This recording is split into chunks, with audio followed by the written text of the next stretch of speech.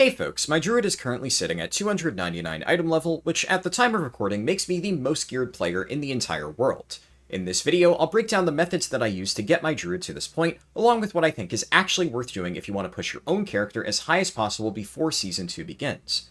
Your first priority should be completing all of the new weekly activities on the Coiled Isle, as these provide several guaranteed pieces of gear alongside a large amount of veteran crests. One of the most important weeklies is Purging the Vaults, which you can pick up inside of the Vaults of Khu'tulak. This quest requires you to complete activities inside of the vaults, which is best done by joining a 40-man raid in LFG. One of the rewards from this quest is an item called a Venom-Cursed Fragment, and you can obtain a second fragment by defeating a boss named Khu'tulak, who spawns immediately after you've completed an incursion event. If you combine these two fragments, you're able to receive one guaranteed piece of champion track gear every week. Purging the vaults can also reward a Trovehunter's bounty, and this is especially valuable during the preseason week. All of the traditional methods for obtaining a bounty are currently unavailable, but the one from Purging the Vaults still works. This means that you can use the bounty right now in a Tier 8 or higher delve to obtain a piece of 305 hero track gear.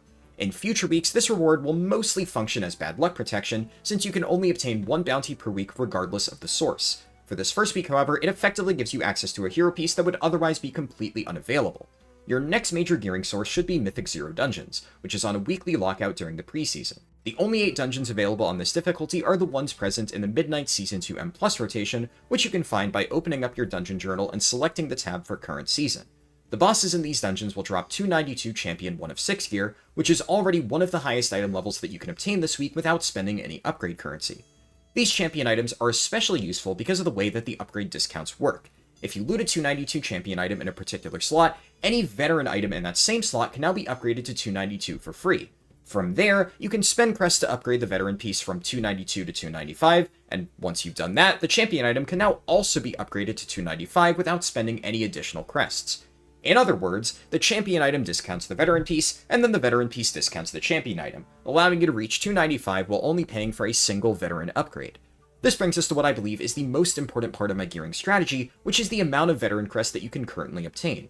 Under normal circumstances, the weekly cap is only 100 veteran crests, and each upgrade costs 20 crests. This would seemingly limit you to just 5 upgrades across your entire character. However, the veteran crests contained inside weekly quest boxes are not affected by this cap.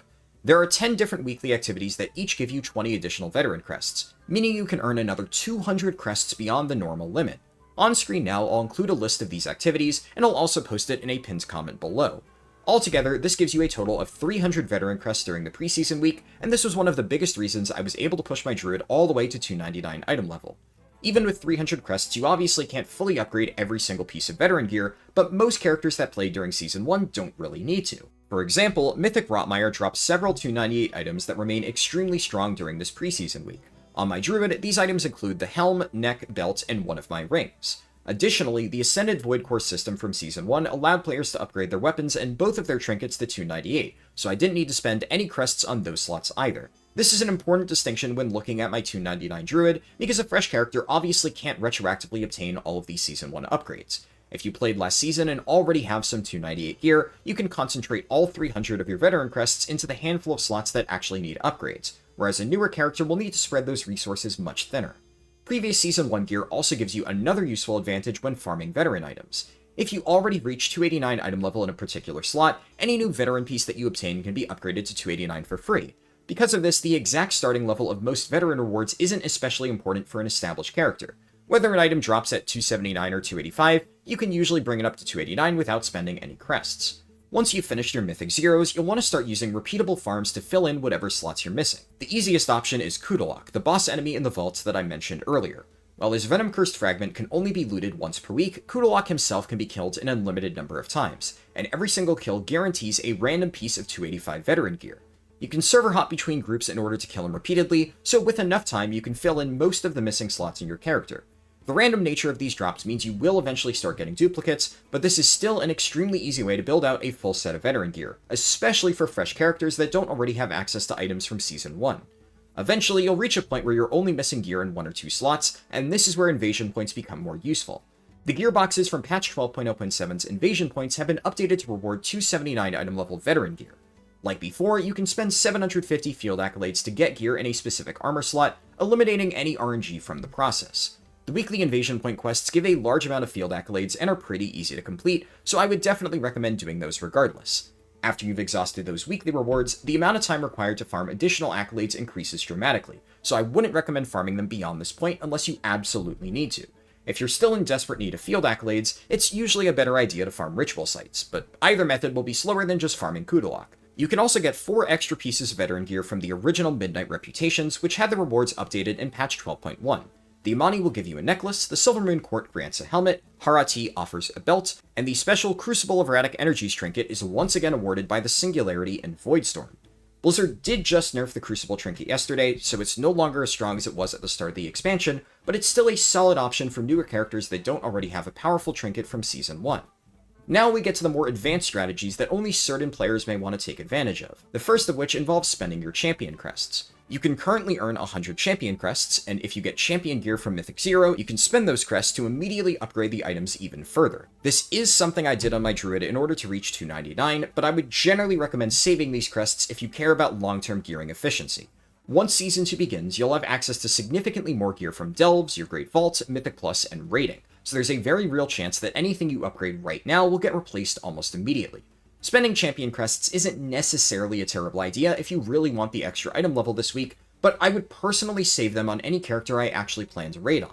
By doing this, you'll be able to spend them after you're done farming Mythic Plus to upgrade whatever slots are still missing a hero track piece. The other major resource that I spent early was my Spark of Tides. You can currently obtain 2 sparks, with one coming from the Coiled Isle weekly quest and another from the Sparks of War Voidstorm PvP quest. Since you only need 2 sparks to craft an item, this allows you to make one 305 piece right now.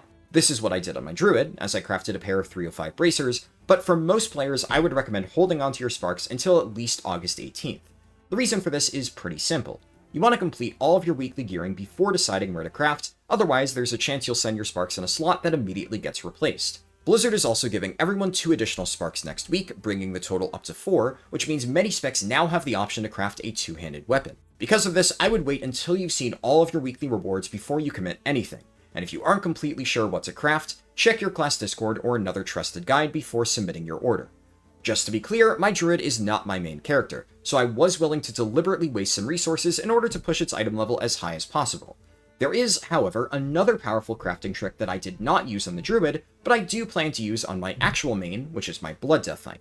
If you submit a crafting order for a blue quality leveling item but add veteran crests as an optional reagent, you can make a 292 piece without spending any Sparks of Tides. This costs 80 veteran crests, and the crafted item can still hold an embellishment and have its stats manually selected as per usual. A lot of players are still using a 285 embellished item from Season 1, so this gives you a way to easily upgrade one of those slots to 292 right now without touching your Sparks. Since you can obtain 300 veteran crests during the preseason week, this is a strategy that I think will make a lot of sense for established characters that have enough crests left over after handling their other upgrades. As a final note, Zul'jarra's Forces rewards a piece of champion track wrist armor at Renown 9. I haven't personally reached that breakpoint yet, and it looks like it won't be possible until after the August 18th reset, so this had nothing to do with me reaching 299. However, it should be very easy to reach this rep level before entering the raid next week, which gives you one more guaranteed champion item to work with.